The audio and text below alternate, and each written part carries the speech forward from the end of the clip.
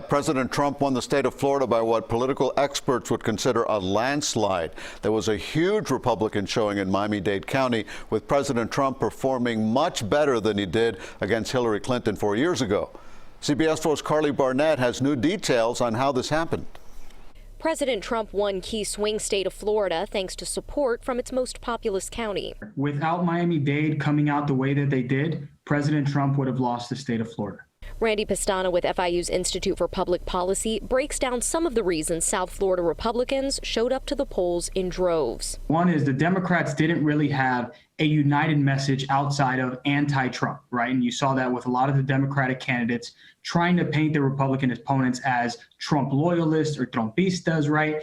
And that didn't really resonate with the majority of the population. The second reason took into account Miami-Dade's population. I think the Republicans did a really good job, and they started doing this in 2018, of painting all Democrats, regardless of true or not, as socialists.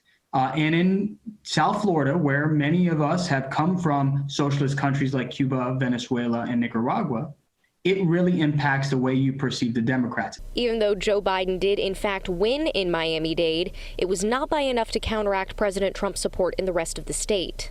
Trump really created this movement and this idea that the economy was doing so much better because he was in power. And the tax reform, frankly, helped a lot of small businesses down here. President Trump ultimately had about 46% of the vote in Miami-Dade, as opposed to Biden's 53%, a difference of a mere 7 percentage points. That's a big change from 4 years ago, when the difference was about 30 percentage points between Trump and Hillary Clinton.